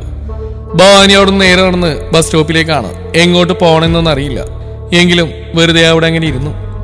ഓരോ ബസ്സുകൾ വന്ന് നിൽക്കുമ്പോഴും ആളുകൾ ഓടി അതിലേക്ക് കയറുന്നിറങ്ങുന്ന കാണുമ്പോഴും ഉള്ളിലെവിടെയോ ഒരു വേദന. തന്റേതല്ലെന്ന് പറയാൻ ഈ ലോകത്തൊരിടമില്ലെന്ന സത്യം അവളുടെ ഉള്ളിനെ പൊള്ളിച്ചു. സമയം വേഗത്തിൽ മുന്നോട്ട് ഓടി. 10 മണിയും കഴിഞ്ഞു. സ്റ്റോപ്പ് ഏതാണ്ട് ഇപ്പോൾ ശൂന്യമായി. തണുത്ത കാറ്റ് വീശിയടിക്കുന്നുണ്ട്. മുല്ലപ്പൂവ് ചൂടിയൊരുങ്ങി കെട്ടിയ കുറച്ച് സ്ത്രീകൾ തനിക്കരികിൽ വന്നിരുന്നു. തന്നെ നോക്കി അവരെന്തൊക്കെയോ പറയുന്നു, ചിരിക്കുന്നു. ഇടയ്ക്ക് അവർ മാറി ആരോടോ ഫോണിൽ സംസാരിക്കുന്നു. ഇതെല്ലാം കൂടെ കണ്ടപ്പോൾ എന്തോ ഒരു ആപത്ത് അവൾക്ക് മണത്തു തുടങ്ങി. ഭയം അവളുടെ ഉള്ളിലേക്ക് അരിച്ചിറങ്ങി. ഈ അർദ്ധരാത്രിയിൽ തനിയൊരു പെണ്ണ് ബസ് സ്റ്റോപ്പിലിരിക്കുന്നത് സുരക്ഷിതമല്ലെന്നറിയാം. പക്ഷെ ആര് വിളിക്കും? എവിടെ സഹായം തേടും? കണ്ണുകൾ നിറഞ്ഞു തുളുമ്പുമ്പോൾ ആദ്യം ആരുടെയും മുഖം തെളിഞ്ഞു വന്നില്ല മനസ്സിൽ. മുഖം താഴ്ത്തി അതേ ബെഞ്ചിൽ തന്നെ അങ്ങനെ ഇരിക്കുമ്പോഴാണ് പെട്ടെന്ന് ആ മുഖം മനസ്സിലേക്ക് കടന്നു വന്നത്. ശ്രീത് സാർ. എന്തെങ്കിലും ആവശ്യമുണ്ടെങ്കിൽ വിളിക്കണമെന്ന് പറഞ്ഞ് നമ്പർ വന്നിരുന്നു. അവൾ ആ ഓർമ്മയിൽ വേഗം ബാഗ് തുറന്ന് അവൻ അന്ന് തന്ന കാർഡ് തപ്പി. ഒടുവിൽ അവളുടെ വിരലുകൾക്കിടയിൽ അത് തടഞ്ഞു. ആ കാർഡ് നെഞ്ചോടി ചേർത്തപ്പോൾ അവൾക്ക് കിട്ടിയ ആശ്വാസം ചെറുതായിരുന്നില്ല. വെറുക്കുന്ന കൈകൾ കൊണ്ട് അവൾ ഫോണിൽ ആ നമ്പർ ടൈപ്പ് ചെയ്തു. ഫോൺ റിങ് ചെയ്യുമ്പോൾ അവളുടെ ഹൃദയം പടപടാൻ മിടിക്കുകയായിരുന്നു. ദൈവമേ, സാറ് ഫോൺ എടുക്കണേ. അവൾ അറിയാതെ പ്രാർത്ഥിച്ചു പോയി. രണ്ടാമത്തെ റിങ്ങിൽ മറുപുറത്ത് ഫോൺ എടുത്തു. ഹലോ, ടീച്ചർ എന്താ ഈ നേരത്ത്? ശ്രീത്തിന്റെ ശബ്ദം കേട്ടതും അത്രയും നേരം പിടിച്ചു വെച്ചിരുന്ന അവളുടെ നിയന്ത്രണങ്ങളെല്ലാം വിട്ട് അവൾ നീങ്ങി. സർ, എനിക്ക് അവൾക്ക് വാക്കുകൾ കിട്ടുന്നുണ്ടായിരുന്നില്ല. ഭവൻ എന്തു പറ്റി? താനിപ്പോ എവിടെയാ? ശ്രീത്ത് പരിഭ്രമത്തോടെ ചോദിച്ചു. സർ, ഞാൻ ടൗണിലെ ബസ് സ്റ്റോപ്പിലുണ്ട്. ഒന്ന് ഇവിടെ വരെ വരുമോ? അവളത് പറയുമ്പോൾ കാര്യങ്ങൾ വ്യക്തമല്ലെങ്കിലും ദാ വന്നു എന്ന് പറഞ്ഞാണ് അവൻ ആ ഫോൺ കട്ട് ചെയ്ത്. ശ്രീത്ത് അടുക്കളയിൽ നിൽക്കുമ്പോഴാണ് ഫോൺ ശബ്ദിച്ച്. ഇടയ്ക്ക് തന്റെ ഇഷ്ടവിഭവങ്ങൾ ഉണ്ടാക്കി ആഹാരം കഴിക്കുന്ന ഒരു ശീലം അവനുള്ളതാണ്. അന്ന് പതിവ് പോലെ മോരുകാച്ചിതും പയറുതോരനൊക്കെ ഉണ്ടാക്കിയിരുന്നു. അവളുടെ പേര് ട്രൂ കോളർ കാണിക്കുമ്പോൾ അല്പം പരിഭ്രമത്തോടെ തന്നെയാണ് ആ കോൾ അറ്റൻഡ് ചെയ്തു. ഫോണിലൂടെ അവിടെ ഇടറിയ ശബ്ദം കേട്ടപ്പോൾ ഒന്ന് ഭയന്നു. അതുകൊണ്ടാണ് ചെയ്തുകൊണ്ടിരുന്ന ജോലിയൊക്കെ മാറ്റിവെച്ച് നേരെ അവൾക്കടുത്തേക്ക് പാഞ്ഞത്. കാറ് ടൗണിലേക്ക് കുതിക്കുമ്പോൾ മഞ്ഞ് വല്ലാതെ കാഴ്ചയെ മറക്കുന്നുണ്ടായിരുന്നു. അവൾ പറഞ്ഞ ബസ് സ്റ്റോപ്പിനരികിലെത്തിയപ്പോൾ കടകൾ ഏറെക്കുറെ അടച്ചുപൂട്ടി കഴിഞ്ഞിരുന്നു. ശേഷിച്ച ഒരു കടയുടെ മുമ്പിൽ ഒറ്റപ്പെട്ട് നിൽക്കുന്ന അവളെ കണ്ടപ്പോൾ വണ്ടി വേഗം അവൾക്കരികിലേക്ക് എടുത്തു. രാവിലെ കോളേജിൽ കണ്ട അതേ സാരി തന്നെയാണ് ഇപ്പോഴും. മുഖമൊക്കെ വാടി ആകെ വല്ലാതെ. കാർ അവിടെ മുന്നിലെത്തി ഗ്ലാസ് താഴ്ത്തിയപ്പോഴാണ് അവൾ അവനെ കണ്ടത്. ആ നിമിഷം അവൾ അറിഞ്ഞ ആശ്വാസം. ടീച്ചറെ, കയറ്. അവൻ വേഗം ഡോറൊന്നു കൊടുത്തു. അവൾ മറുത്തൊന്നും പറയാതെ കയ്യിലെ ബാഗുമായി കാറിലേക്ക് കയറി. ശ്രീത്ത് അവളെ നോക്കിയ ശേഷം വണ്ടി മുന്നോട്ടെടുത്തെങ്കിലും കുറച്ചേരം അവർക്കിടയിൽ നിശബ്ദ തന്നെയായിരുന്നു തങ്ങി നിന്നത്. ഇടയ്ക്ക് സാരി തുമ്പോണ്ട് കണ്ണുടക്കുന്ന അവളെ അവൻ കണ്ണാടിയിലൂടെ നോക്കി. എന്തുണ്ടായത്? അവൻ പതിഞ്ഞ സ്വരത്തിൽ ചോദിച്ചു. വാക്കുകൾ മുറിഞ്ഞുപോയെങ്കിലും ആ വീട്ടിൽ നടന്നൊക്കെ അവൾ അവനോട് പറഞ്ഞു. എല്ലാം കേട്ട് കഴിഞ്ഞപ്പോൾ ശ്രീത്തിന്റെ കൈകൾ സ്റ്റിയറിംഗിൽ മുറുകി. അവന്റെ ഉള്ളിൽ ദേഷ്യമാണ് പൊട്ടി. അവന്റെ കാരണം കുറ്റി നോക്കിയാണ് കൊടുക്കാൻ പാടില്ല ടീച്ചർക്ക്. അവന്റെ ചോദ്യം കേട്ടിട്ടും മറുപടിയൊന്നും പറയാതെ മുഖം താഴ്ത്തിയിരുന്നു പോകുന്ന അവരുടെ നിസ്സഹായത അവനെ വല്ലാതെ വേദനിപ്പിച്ചു. എന്നെ ഏതെങ്കിലും ഹോട്ടലിലോ ലോഡ്ജിലോ വിട്ടാൽ മതി, അവൾ പതുക്കെ പറഞ്ഞു. ശ്രീത്ത് അതിനൊന്ന് നെടുവേർപ്പെട്ടു. ഈ രാത്രിയിൽ ഒരു പെണ്ണ് തനിച്ചു വന്ന് റൂം ചോദിച്ചാ കൊള്ളാവുന്നൊരിടത്തുനിന്ന് റൂം ഇട്ടില്ല ടീച്ചറെ. കിട്ടിയാൽ തന്നെ അത് സുരക്ഷിതമായിരിക്കില്ല. തൽക്കാലം ഒരു കാര്യം ചെയ്യുക. ടീച്ചർക്ക് അറിയുന്ന ആരെങ്കിലും അടുത്ത് എവിടെയെങ്കിലും ഉണ്ടെങ്കിൽ ഞാൻ ടീച്ചറോടെ ആക്കാം, അല്ലെങ്കിൽ ടീച്ചറെ നാട്ടിൽ കൊണ്ടാക്കാം. അവന്റെ വാക്കുകൾക്ക് അവളിൽ നിശബ്ദ മാത്രമായിരുന്നു മറുപടി. എനിക്കങ്ങനെ പോവാനൊരു ഇടമില്ല. അവളുടെ വാക്കുകൾ നിർജീവമായിരുന്നു. അവനൊരു നിമിഷം അവളിൽ നിന്ന് പിന്തിരിഞ്ഞു നോക്കി. ആ മനസ്സിലൊരു കടലിരുമ്പെന്ന് അവൻ അറിഞ്ഞു. കൂടുതലൊന്നും ചോദിച്ചില്ല അവൻ. ടീച്ചർ കാര്യം ചെയ്യും, എൻ്റെ കൂടെ എൻ്റെ വീട്ടിലേക്ക് വാ. പേടിക്കണ്ട, ഞാനത്ര മോശം സ്വഭാവക്കാരനൊന്നുമല്ല. എനിക്കും വീട്ടിൽ അമ്മയും പെങ്ങളൊക്കെ ഉണ്ട്. ആ മര്യാദ എനിക്കറിയാം.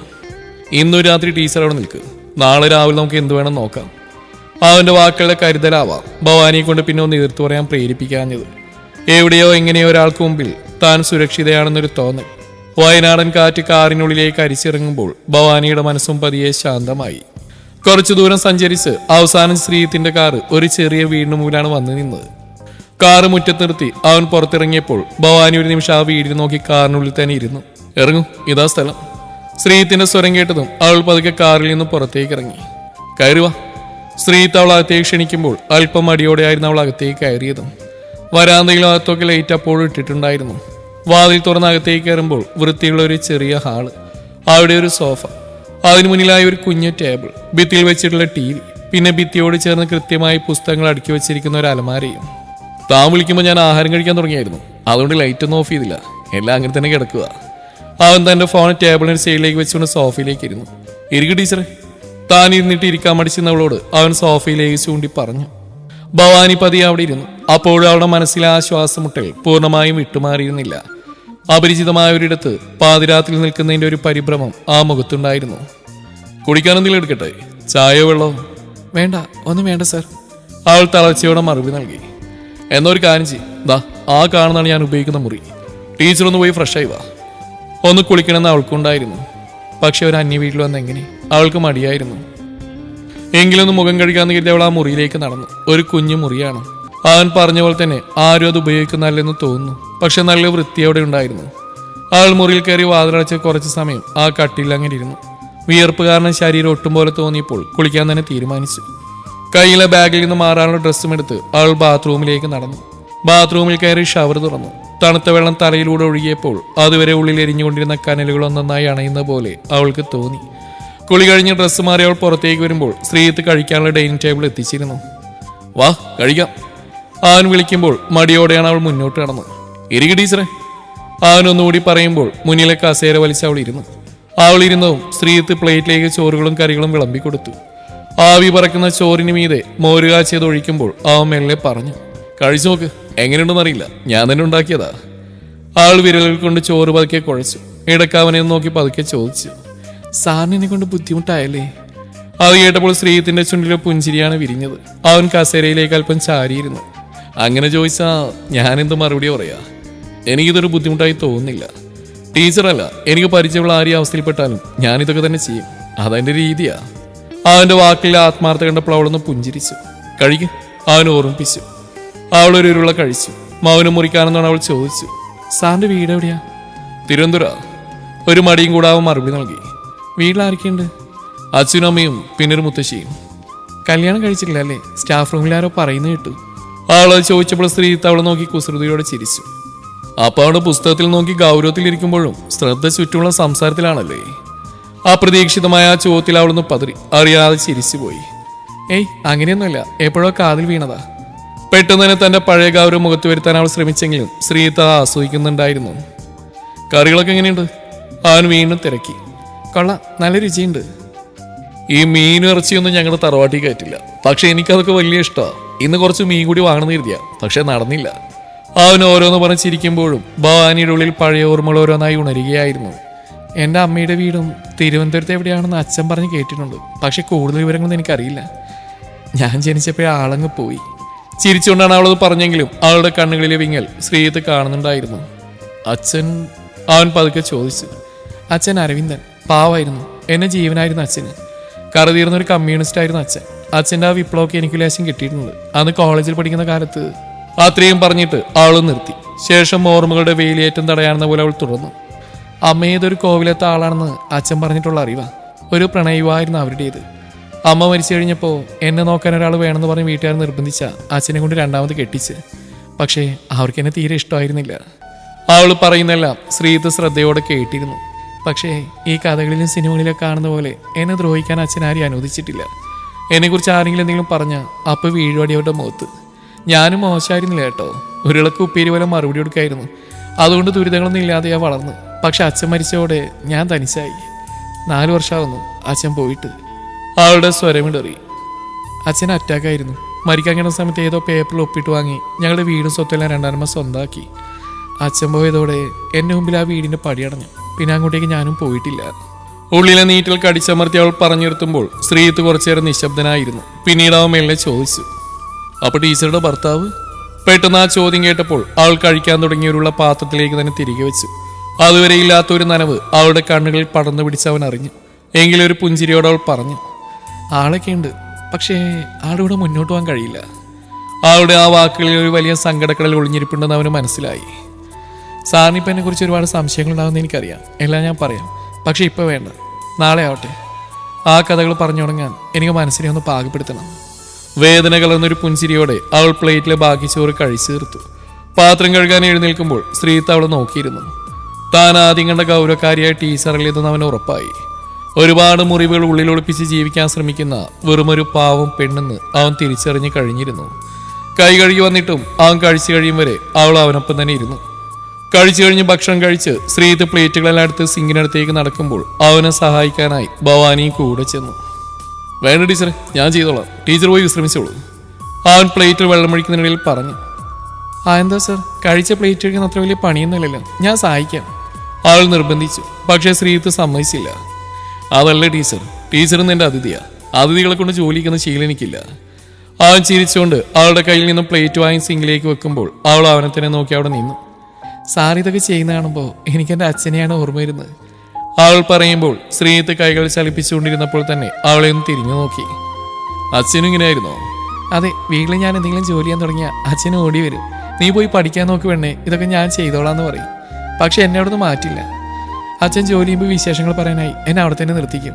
പിന്നെ അങ്ങോട്ട് അച്ഛൻ്റെ വിപ്ലവ കഥകൾ രാഷ്ട്രീയമൊക്കെ ആയിട്ട് എൻ്റെ ചെവി ഒരു പരുവാകും. ചിരിച്ചുകൊണ്ട് അവൾ ആ ഓർമ്മകളായി വിറക്കുമ്പോൾ ശ്രീജിത്തും ചിരിച്ചു. അതിനെല്ലാം ശ്രീജിത്ത് പ്ലേറ്റുകളെല്ലാം കഴുകി അടുക്കി വെച്ച ശേഷം കൈ തുടച്ച് അവൾക്ക് നേരെ തിരിഞ്ഞു. എന്നാ പിന്നെ ടീച്ചർ എന്നെ അങ്ങ് അച്ഛനായിട്ട് കണ്ടോ? അവന്റെ തമാശകൾ അവൻ അടിമുടിയെ നോക്കി പറഞ്ഞു. ഏയ്, സാറിന് അച്ഛൻ്റെ അത്ര ഗൗരവം പോരാ. അച്ഛൻ കോളേജിൽ എന്നെ പോലെ ആയിരുന്നു. ഓ, എന്നാ സോറി, എന്നെ കൊണ്ട് പറ്റില്ല ടീച്ചറെ. അങ്ങനെ മസ്സിലിടിച്ചിരിക്കാൻ ടീച്ചർ എന്നെ പഴയ സാറായിട്ട് തന്നെ കണ്ടത്. അവന്റെ ഓരോ വാക്കുകൾക്ക് അവൾ ഉള്ളറിഞ്ഞ് ചിരിക്കുമ്പോൾ അവൻ അത്ഭുതമായിരുന്നു. ഇന്നലെ വരെ താൻ കോളേജിൽ വെച്ച് കണ്ട ഭവാനി തന്നെയാണോ ഇതെന്ന്. ഇപ്പൊ സമയം ഒരുപാടെ, ടീച്ചർ പോയി കിടന്നോളൂ. അവന്റെ വാക്കുകൾക്ക് ഭവാനി ഒന്ന് മൂളി.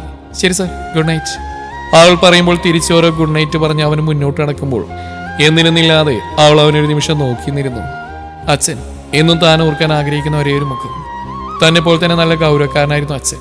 കട്ടിമീശയും തേച്ചു മടക്കിയ ഷർട്ടും മുണ്ടും നെഞ്ചി വിരിച്ച അച്ഛൻ നടക്കാറുള്ളൂ. ഓർമ്മകൾ തുടങ്ങുന്നത് അച്ഛൻ്റെ നെഞ്ചിൽ അള്ളിപ്പിടിച്ചിരിക്കുന്ന 2 വയസ്സ് മുതലാണ്. അച്ഛൻ്റെ കൈ പിടിച്ച് നടന്ന് പഠിച്ചത്, ആ കൈ പിടിച്ച് ആദ്യ അക്ഷരം എഴുതിയത്, ആ കൈയിൽ തൂങ്ങി അക്ഷരം പഠിക്കാൻ പോയത്, പതിയെ വളർന്നത്, മഴയുള്ള രാത്രികളിൽ പേടിച്ച് അച്ഛൻ്റെ മുറിയിലേക്ക് ഓടുന്നത്, പനിച്ചൂടിൽ കാവലിരുന്നത്, പരീക്ഷാകാലങ്ങളിൽ തനിക്കൊപ്പം ഉറക്കമിളച്ചത്. അച്ഛാ. പച്ചവിരിച്ച പാടവരമ്പിലൂടെ അച്ഛന് പുറകെ ഓടുമ്പോൾ തൻ്റെ വിളിയേട്ട് അച്ഛൻ നിൽക്കും. അരവിന്ദൻ വെളുത്ത മുണ്ടും ഷർട്ടും, നരപിടിച്ചു തുടങ്ങിയ കട്ടി താടിയും മീശയും മുടിയും. ആ മുഖത്ത് എപ്പോഴും ഒരു ഗൗരവമുണ്ട്. ഈ സിനിമയിലെ രഞ്ജി പണിക്കരുടെ ലുക്കാണ് അച്ഛനെന്ന് പലരും പറയാറുണ്ട്. ചുരിദാറിട്ട് തോളിൽ കോളേജ് ബാഗും തൂക്കി ഭവാനി അദ്ദേഹത്തിനടുത്തേക്ക് ഓടി വന്നു. ആ, ഇന്ന് നിന്റെ കോളേജ് നേരത്തെ വിട്ടോടി. അദ്ദേഹം വാത്സല്യത്തോടെ അവൾ നോക്കി ചോദിക്കുമ്പോൾ അതിന് മറുപടിയും പറഞ്ഞ് അവൾ മുന്നോട്ട് നടന്നു. ഇന്നവിടെ സമരമായിരുന്നു അച്ഛാ. നമ്മുടെ പാർട്ടിക്കാരത്തെ അല്ലാത്തതുകൊണ്ട് ഞാൻ അവിടെ നിന്നില്ല, ഇങ്ങ് പോന്നു. അവളുടെ മറുപടിക്ക് അരവിന്ദൻ ചിരിച്ചു. നിന്റെ ബാഗിങ് തന്നേ, ഞാൻ പിടിച്ചോളാം. വേണ്ട അച്ഛാ, ഇത് ഞാൻ പിടിച്ചോളാം. അവളൊന്ന് തിരിഞ്ഞ് അതും പറഞ്ഞ് മുന്നിൽ നടന്നു. ആ ഒരു പാട വരുമ്പോ കഴിഞ്ഞ് റോഡിലേക്ക് കയറി. വഴിയിൽ കണ്ടവരൊക്കെ ബഹുമാനത്തോടെ അരവിന്ദനെ നോക്കി സംസാരിക്കുന്നുണ്ട്. അവരൊക്കെ മറുപടിയും പറഞ്ഞ് മകളെയും ചേർത്ത് പിടിച്ച് അദ്ദേഹം ആ വീട്ടുമുറ്റത്തെത്തുമ്പോൾ വരാന്തയിൽ സിന്ധുവമ്മ നിൽക്കുന്നുണ്ടായിരുന്നു. ഭവാനിയുടെ രണ്ടാനമ്മ. അവരെ കണ്ടതും അവളുടെ മുഖത്തെ ആ ചിരിമാഞ്ഞു. അവൾ അല്പം ഈർഷ്യയുടെ മുഖം ചുളിച്ചുകൊണ്ട് അകത്തേക്ക് കയറി പോകുമ്പോൾ അരിശത്തിൽ അവരവളെ നോക്കി. അത് നോക്കി നിൽക്കുന്നുണ്ടായിരുന്നു അരവിന്ദനും. എന്താടോ, അവൾക്കൊരു ചായ ഇട്ട് കൊടുക്കാൻ എനിക്ക് വയ്യേ? മറുപടിയായി ഒന്ന് പിറുവിറുത്തുള്ളിച്ചാടി അവർ അടുക്കളയിലേക്ക് പോകുമ്പോൾ ഭവാനി തന്നെ മുറിയിൽ നിന്ന് അത് കേട്ട് ചിരിക്കുന്നുണ്ടായിരുന്നു. ആ സ്വപ്നം അവിടെ എവിടെയോ മുറിയുമ്പോൾ അവൾ ഉറക്കത്തിൽ നിന്നും ഞരങ്ങി. അച്ഛാ. പെട്ടെന്ന് ആ സ്വപ്നത്തിലെ ദൃശ്യങ്ങൾ മാറി മറിഞ്ഞു. അന്തരീക്ഷമാകെ ഇരുണ്ടു മൂടി. ആരുടെയൊക്കെയോ കരച്ചിൽ കാതിൽ മുഴങ്ങുന്നു. മുറ്റത്തെ ആൾക്കൂട്ടത്തെ വകഞ്ഞു മാറ്റി അവൾ മുന്നോട്ടോടുമ്പോൾ വീടിന്റെ വരാന്തയിലുണ്ടായിരുന്നു അച്ഛൻ. പക്ഷേ ഉറക്കത്തിലായിരുന്നു. താൻ വിളിച്ചാൽ ഉണരാത്ത തന്നോട് പിണങ്ങിയുള്ള ഉറക്കം. അച്ഛന്റെ ചേതനയില്ലാത്ത ശരീരം ഒരു നടുക്കത്തോടെയാണ് ഭവാനി കണ്ടു നിന്നത്. കഴുത്തിൽ താലിയും നെറ്റിയിൽ സിന്ദൂരവും ചൂടി ആദ്യമായി അച്ഛനെ കാണാൻ വരുമ്പോൾ അച്ഛനെല്ലാം ക്ഷമിക്കുമെന്ന് വിശ്വസിച്ചിരുന്നു. പക്ഷേ ആർത്ത് കരഞ്ഞുപോയി അവൾ. അച്ഛാ, എണീക്കച്ഛ. താൻ വിളിച്ചാൽ അച്ഛൻ ഉണർന്നാലോ എന്ന് കരുതി പലതവണ കുലുക്കി വിളിച്ചു. അവസാനം സിന്ധു അമ്മയാണ് അതിനെ തടഞ്ഞത്. എന്തിനാണ് ഇപ്പൊ ഈ അഭിനയം? നീ ഒരുത്തിയല്ലേ ഈ മനുഷ്യനെ കൊന്ന്? എന്നിട്ട് എന്തിനാണ് നിന്റെ ഈ പൂങ്കണ്ണീര്? സിന്ധു അമ്മയുടെ വാക്കിൽ തറഞ്ഞിന്ന് പോയിരുന്ന അവളെ അവർ പിന്നിലേക്ക് ആഞ്ഞു തള്ളിയതും ഭവാനി വേച്ച് ചെന്ന് വീണത് അവന്റെ നെഞ്ചിലേക്കായിരുന്നു. ആ കൈകളുണ്ടായിരുന്നു അന്ന് അവളെ ചേർത്ത് പിടിക്കാൻ. അവസാനം ഒറ്റമകളായ താൻ തന്നെ അച്ഛന്റെ ചിതക്ക് തീ കൊളുത്തി തന്റെ അച്ഛനൊരു പിടിച്ചാരമായി മാറി നോക്കി നിൽക്കേണ്ടി വന്നവൾ. അപ്പോഴും തണലായി കരുതലായി അവനുണ്ടായിരുന്നു. പോയി, എല്ലാവരും പോയി. അച്ഛനും അവനും എല്ലാവരും ഈ ഭവാനിയെ തനിച്ചാക്കി പോയി. ആ ഉറക്കത്തിൽ അവൾ തനിയെ പറഞ്ഞുകൊണ്ടേയിരുന്നു. അടുത്ത ദിവസം ശ്രീജിത്ത് വാതിൽമുട്ടി വിളിക്കുന്ന കേട്ടാണ് ഭവാനി കണ്ണു തുറന്ന്. പുറത്തെ വെളിച്ചം ജനാലയിലൂടെ മുറിയിലേക്ക് അരിച്ചിറങ്ങിയിരിക്കുന്നു. അവൾ വേഗം തലയിണക്കരികിലിരുന്ന ഫോണെടുത്ത് സമയം നോക്കി. 8:30. അവൾക്കത് വിശ്വസിക്കാനായില്ല. സാധാരണ രാവിലെ ഉണർന്ന് 9 മണിക്ക് മുന്നേ കോളേജിലെത്താറുള്ള താനാണ് ഇന്നിങ്ങനെ കിടന്നുറങ്ങിയത്. കുറ്റബോധവും വെപ്രാളും ഒരുമിച്ച് വന്നപ്പോൾ അവൾ ചാടിപ്പിടഞ്ഞെഴുന്നേറ്റ് മുടിയൊതുക്കി കെട്ടി വേഗം വാതിൽ തുറന്നു. പുറത്തു വരാന്തയിലേക്ക് നടന്നപ്പോഴാണ് പത്രവും വായിച്ചിരിക്കുന്ന ശ്രീജിത്തിനെ കണ്ടത്. സർ. അവൾ പതുക്കെ വിളിച്ചു. അവൻ പത്രം താഴ്ത്തി അവൾ നോക്കിയൊന്ന് പുഞ്ചിരിച്ചു. ഞാൻ എഴുന്നേൽക്കാൻ വൈകിപ്പോയി. സാറിന്ന് കോളേജിൽ പോയിരുന്നു? പരിഭ്രമം മാറാതെ അവൾ ചോദിക്കുമ്പോൾ ശ്രീത്ത് പത്രം മടക്കി മേശപ്പുറത്ത് വെച്ചു. ഞാനിന്ന് ലീവ് എടുത്തു. ടീച്ചർ ഇന്നലെ പറഞ്ഞില്ലേ തന്റെ ജീവിതകഥ പറയാന്ന്. അത് കൈയോടെ ഞാൻ കേൾക്കാന്ന് കരുതി. കാത്തിരിക്കാം ഈ കഥയുടെ ബാക്കി ഭാഗം നാളെ ഇതേ സമയം.